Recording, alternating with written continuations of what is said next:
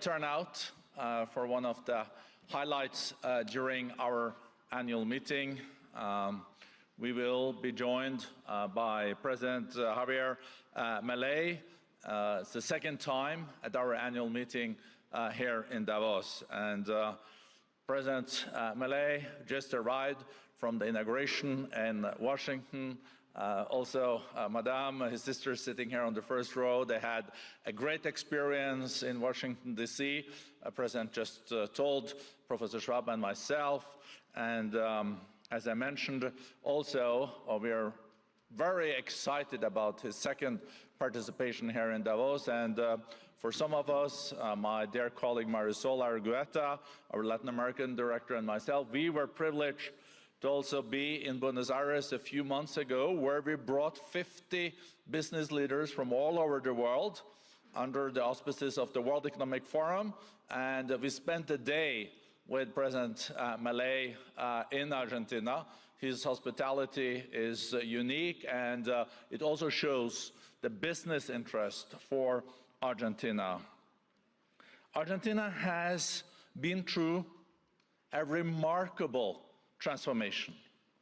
Deficit wiped out, inflation down, and growth rebounding with strong prospects ahead. And that's in a year. I think the president really should get an applause for that. So, I don't want to take any more time, Mr. President. I would like to then invite Mr. President Milei.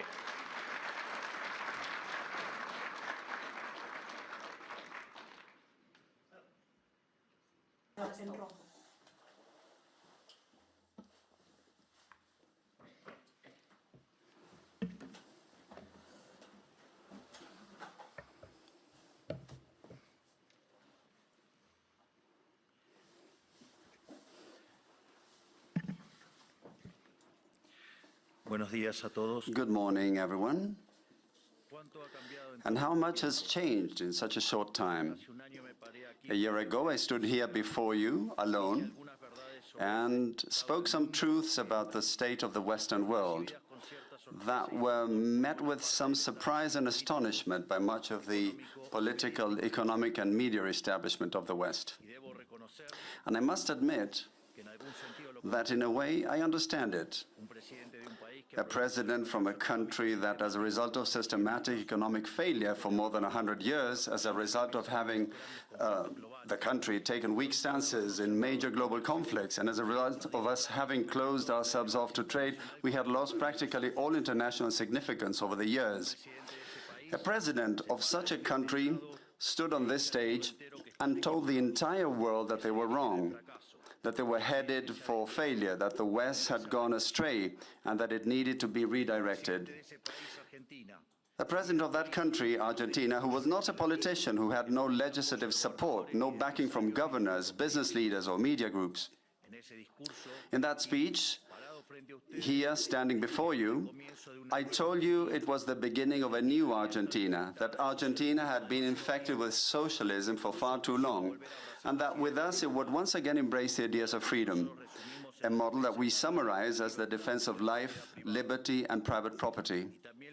And I also told you that, in a way, Argentina was the ghost of Western Christmases yet to come, because we had already experienced everything you were going through, and we already knew how it would end. A year later, I must say that I no longer feel so alone. I don't feel alone because the world has embraced Argentina.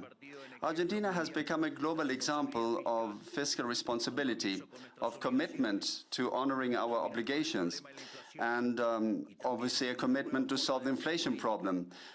Also, we are an example of a new way of doing politics, which is about telling people the truth to their faces and trusting that they will understand. Nor do I feel alone, because over the course of this year, I have found allies in this fight for the ideas of freedom in every corner of the world. From the amazing Elon Musk to that fierce Italian lady, my dear Giorgia Meloni, from Bukele in El Salvador to Viktor Orban in Hungary, from Benjamin Netanyahu in Israel to Donald Trump in the United States.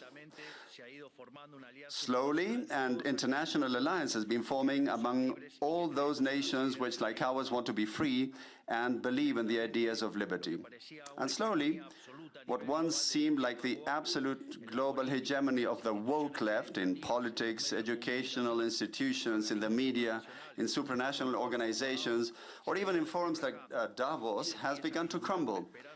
And a hope for the ideas of freedom is starting to emerge. Today I've come here to tell you that our battle is not yet won. And although hope has been rekindled, it is our moral duty and our historical responsibility to dismantle the ideological edifice of sickly wokeism. Until we have succeeded in rebuilding our historical cathedral, until we have ensured that the majority of Western countries once again embrace the ideas of liberty, until our ideas become the common currency in the halls of events such as this one, we can't let our guard down. Because I must say that forums like this one have been protagonists and promoters of the sinister agenda of wokeism that is doing so much damage to the Western world. If we want to change, if we truly want to defend the rights of citizens, we must first begin by telling them the truth. And the truth is that there is something badly mistaken about the ideas that have been promoted through forums such as this one. And I would like to take a few minutes today to discuss some of them. Today, few will deny that winds of change are blowing in the West. There are those who resist change, those who grudgingly accept it, but accept it nonetheless. There are the new converts who appear when they see it as inevitable. And finally, there's those of us who have fought all of our entire lives for change to arrive. Each one of you will know which group you belong to. Surely, there may be a bit of each within this auditorium, but you will all surely recognize that the times of change are knocking on our doors. Historic moments of change have a unique characteristic: the times when formulas that have been in place for decades become exhausted. The methods once considered the only way of doing things cease to make sense, and what to many seemed unquestionable truths is finally called into question. These are times when the rules get rewritten, and therefore these are times that reward those who have the courage to take risks. But much of the free world still prefers the comfort of what is familiar, even though it may be the wrong path, and they will insist on applying the recipes of failure. And the great burden that is the common denominator among the countries and institutions that are failing is the mental virus of woke ideology. This is the great epidemic of our time that must be cured.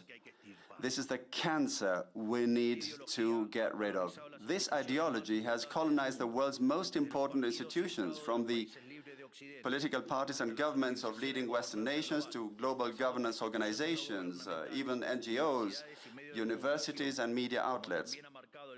It has also set the tone of the global conversation over the past decades. Until we remove this abhorrent ideology from our culture, our institutions and our laws, Western civilization and even the human species will not be able to return to the path of progress demanded by our pioneering spirit. It is essential to break these ideological chains if we want to usher in a new golden age. That is why today I would like to take a few minutes to breaking those chains. But first, let's talk about what we're fighting for.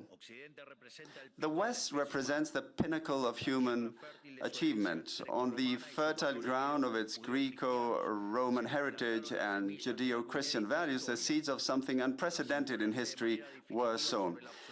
After definitively overcoming absolutism, liberalism inaugurated a new era in human existence, and within the new moral and philosophical framework which placed individual liberty above the whims of tyrants, the West was able to unleash man's creative capacity, initiating an unprecedented process of wealth generation.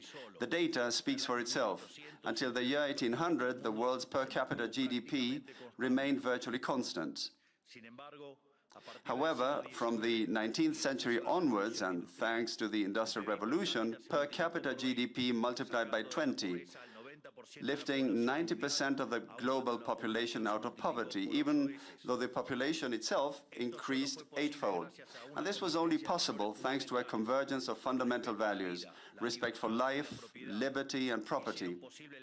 which enabled free trade, freedom of speech, freedom of religion, and the other pillars of Western civilization. In addition, our inventive, Faustian, exploratory, pioneering spirit, which is constantly testing the limits of what is possible. And that's a pioneering spirit that today is represented, among others, by my dear friend Elon Musk, who has been unjustly vilified by the wokeism ideology in recent days for an innocent gesture that simply reflects his enthusiasm and gratitude towards people. In summary, we invented capitalism on the basis of saving, investment, labor and reinvestment, and hard work. We got every worker to multiply tenfold, 100-fold, or why not even 1,000-fold their productivity, thus overcoming the Malthusian trap. Yet at some point in the 20th century, we lost our way, and the liberal principles that had made us free and prosperous were betrayed. A new political class, driven by collectivist ideologies and taking advantage of times of crisis, saw the perfect opportunity to accumulate power. All the wealth created by capitalism until then and into the future would be redistributed through some scheme of centralized planning, setting in motion a process whose disastrous consequences we are suffering today. By promoting a socialist agenda, while insidiously operating within the liberal paradigm, this new political class distorted the values of liberalism. And so they replaced freedom with liberation, using the coercive power of the state to redistribute the wealth created by capitalism. Their justification was the sinister, unjust, and abhorrent idea of social justice, complemented by theoretical Marxist frameworks aimed at liberating individuals from their needs. And at the core of this new value system lies the fundamental premise that equality before the law is not enough, as hidden systemic injustices exist which must be rectified. An idea that serves as a goldmine for bureaucrats who aspire to omnipotence. And this is fundamentally what wokeism is about, the result of the reversal of Western values. Each of our civilization's pillars has been replaced by a distorted version of itself through various mechanisms of cultural subversion. Negative rights to life, liberty, and property were transformed into an artificial and endless list of positive rights. First it was education, then housing, and from then on absurdities like access to the internet, televised football, theater, cosmetic treatments, and an endless number of other desires that were turned into fundamental human rights. Rights that, of course, someone has to pay for, and which can only be guaranteed through the infinite expansion of the abhorrent state. In other words, we move from the concept of freedom as the fundamental protection of the individual against the intervention of the tyrant to the concept of liberation through state intervention. On this foundation, wokeism was built, an ideology of monolithic thinking upheld by various institutions, whose purpose is to penalize dissent. Feminism, diversity, inclusion, equity, immigration, abortion, environmentalism, gender ideology, among others. These are all various heads of the same beast, aimed at justifying the state's expansion through the appropriation and distortion of noble causes. Let us look at some of these. Radical feminism is a distortion of the concept of equality. Even in its most benevolent form, it is redundant, as equality before the law already exists in the West. Everything else is a quest for privileges, which is what radical feminism truly seeks, pitting half of the population against the other half, when they should both be on the same side. We have even got to the point of normalizing the fact that in many supposedly civilized countries, if you kill a woman, it is called femicide, and this carries more serious punishment than if you kill a man, simply based on the sex of the victim, legally making a woman's life be worth more than that of a man. And that they carry the banner of the gender-based wage gap, but when you look at the data, it is clear that there is no inequality for the same work, but rather that most men tend to choose better-paying professions than most women. However, they don't complain about the fact that most prison inmates are men, or that most plumbers are men, or that most victims of robbery or murder are men. let alone the majority of people who have died in wars. But if you raise these points in the media, or even at this forum, you're considered a misogynist, simply for defending an elementary principle of modern democracy and the rule of law, which is equality before the law, and of course, defending the data as well. Wokeism also manifests in sinister radical environmentalism and the climate change agenda. Preserving our planet for future generations is a matter of common sense. No one wants to live in a landfill. But once again, wokeism has managed to pervert this fundamental idea. From preserving the environment for human enjoyment, we have shifted to a fanatical environmentalism, where we humans are seen as a cancer that must be eradicated, and economic development is considered little more than a crime against nature. And yet, when we argue that the Earth has already gone through 5 abrupt temperature change cycles and that during 4 of those man was not even around, we are called flat earthers in order to discredit our ideas, even though science and the data are on our side. It is no coincidence that these same groups are the main promoters of the bloody, murderous abortion agenda, an agenda designed on the basis of the Malthusian premise that overpopulation will destroy the Earth, and that we must therefore implement some form of population control. In fact, this has been carried to such an extreme that today on Earth we start to see a population growth rate starting to look like a problem and talk about a job they've done by promoting abortion. And these forums promote the LGBT agenda, attempting to impose the idea that women are men and men are women simply based on self-perception. And they say nothing about when a man dresses as a woman and kills his opponent in a boxing ring, or when a male prison inmate claims to be a woman and ends up sexually assaulting women in prison. In fact, just a few weeks ago, there were headlines around the world regarding the case of 2 gay Americans who championed the banners of sexual diversity and were sentenced to 100 years in prison for abusing and filming their adopted children for more than 2 years. I want to be clear. When I say abuse, this is no euphemism, because in its most extreme forms, gender ideology is outright child abuse. They are pedophiles. So I want to know who would support that kind of behavior. Healthy children are being irreversibly harmed through hormone treatments and mutilation, as if a 5-year-old child could possibly consent to such things. And should their family not agree to this, there will always be state agents ready to step in favor of what they call the best interest of the child. And believe me, the scandalous experiments in the name of this criminal ideology will be condemned and likened to those committed in the darkest periods in our history. Uncovering this multitude of abhorrent practices is the eternal victimhood narrative, always ready to hurl accusations of homophobia, transphobia, and other fabricated terms, whose sole purpose is to silence those of us who dare to expose the scandal, one of which both national and international authorities are complicit.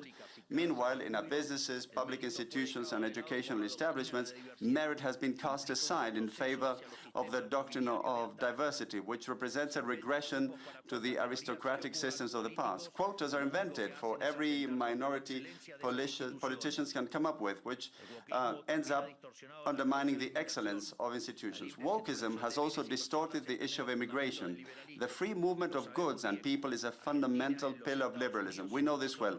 Argentina, the United States, and many other countries became great thanks to immigrants who left their homelands in search of new opportunities.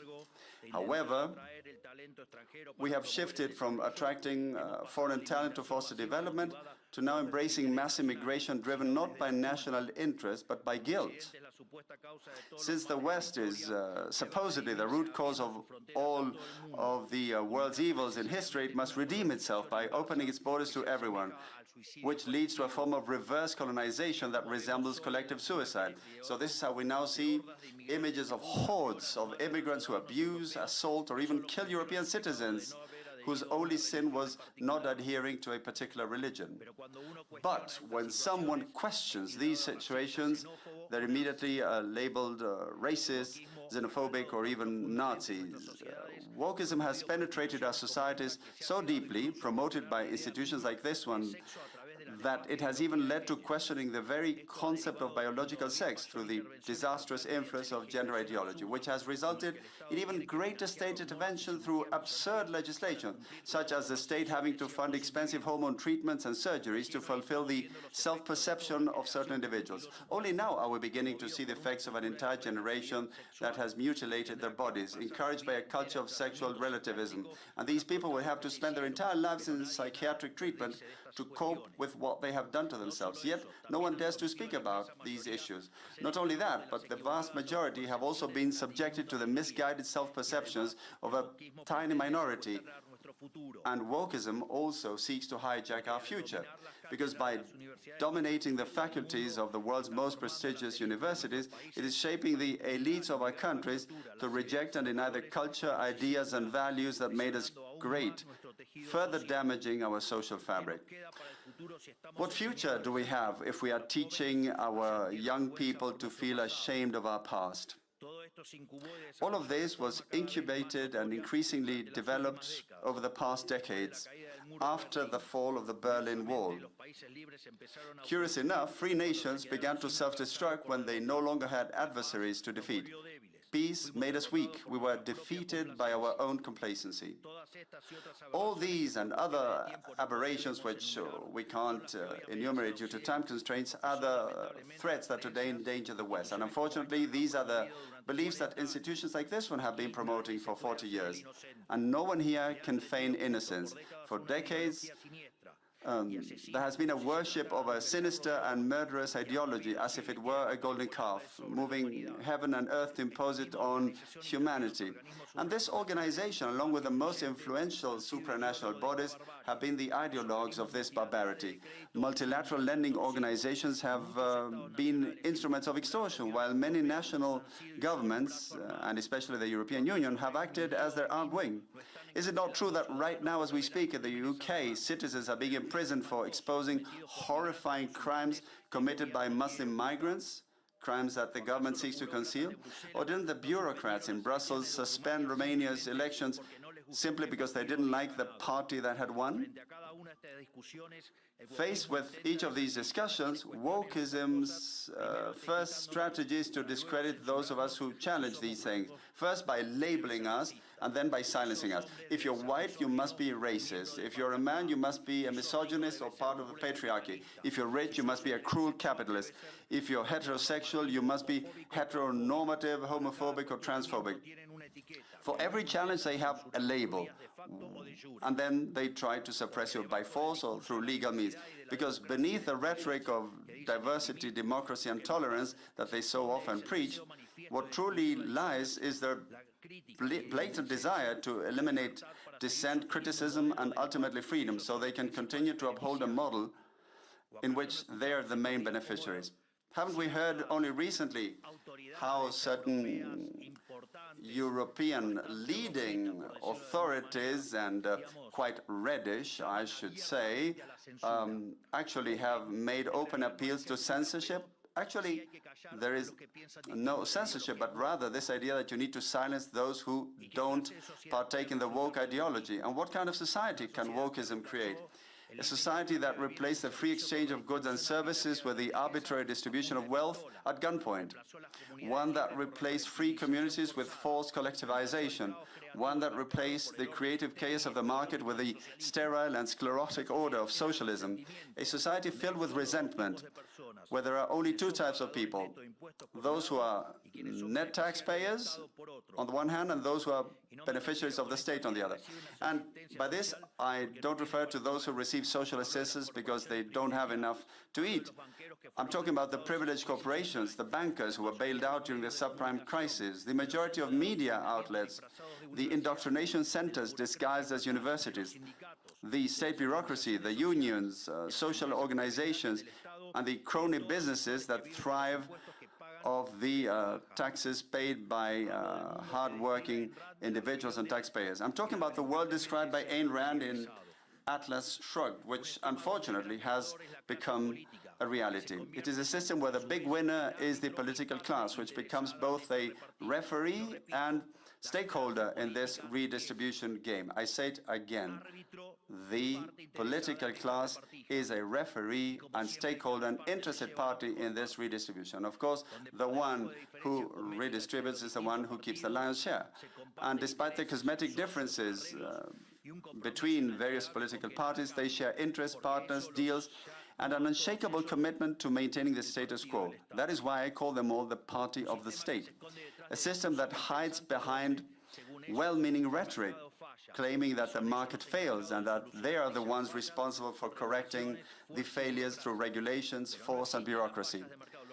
But there's no such thing as market failures. Market failures, I say this again, do not exist. Since the market is a mechanism of social cooperation where property rights are voluntarily exchanged, the very concept of market failures is a contradiction in terms. The only thing such intervention achieves is the creation of new distortions within the price system, which in turn hinders economic calculation, savings, and investment, ultimately leading to even more poverty in its wake, or a mesh of abhorrent regulations, such as is the case in Europe, which kills economic growth. As I often say in my speeches, if you believe there is a market failure, go and check to see if the state is not involved. And if you find that it isn't, check again, because you got it wrong. For this same reason, since wokeism is nothing more than a systematic plan by the party of the state to justify state intervention and increase public spending, this means that our first and foremost mission, if we truly want to reclaim the West's progress and build a new golden era, has to be the drastic reduction in the size of the state, not only in each of our countries, but also the drastic reduction of all supranational organizations, as this is the only way to root out this perverse system, draining its resources in order to give back to taxpayers what belongs to them and to put an end to the sale of favors. There is no better method to end state bureaucracy than to have no opportunity for such favors to be sold in the first place. The functions of the state must once again be limited to defending the right to life, liberty, and property. Any other function the state assumes will come at the expense of its fundamental role and will inevitably lead to the omnipresent Leviathan that we all suffer under today. Today we are witnessing the global exhaustion of this system that has dominated us for the past few decades.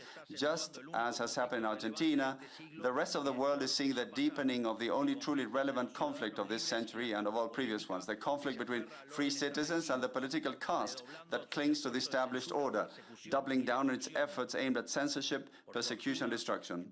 Fortunately, throughout the free world, a silent majority is organizing, and in every corner of our hemisphere, the echo of this freedom cry resonates. We are facing a change of era, a Copernican shift, the destruction of a paradigm and the construction of another. And if globally influential institutions like this one wish to turn over a new leaf and participate in good faith in this new paradigm, it will have to take responsibility for the role played over the past decades, acknowledging to society the mea culpa that is being demanded of them.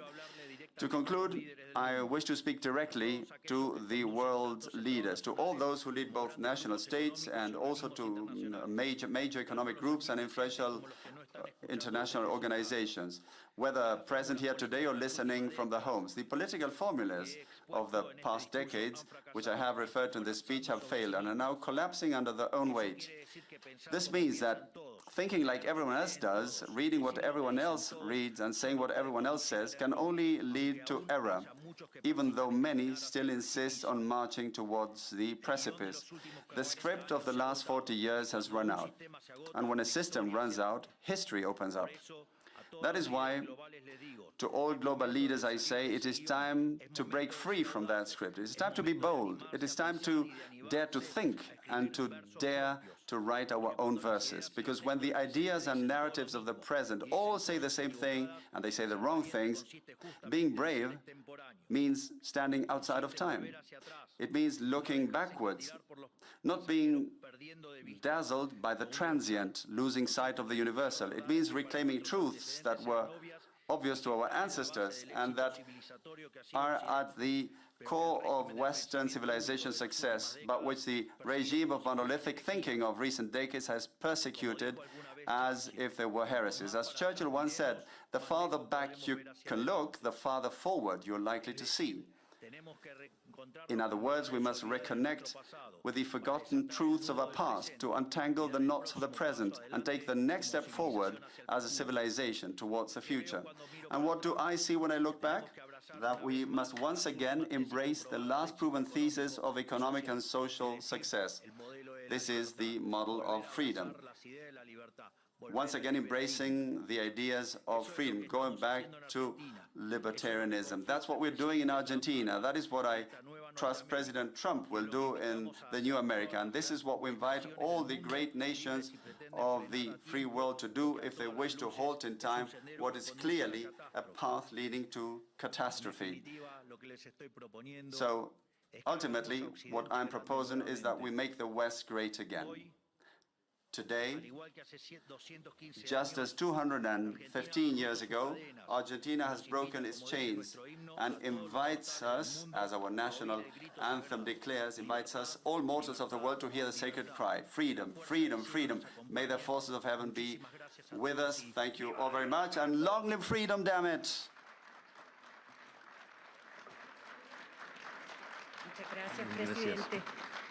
Thank you so much, Mr. President. As you all know, as everybody knows, this is an open, free platform, and we are extremely grateful for your concept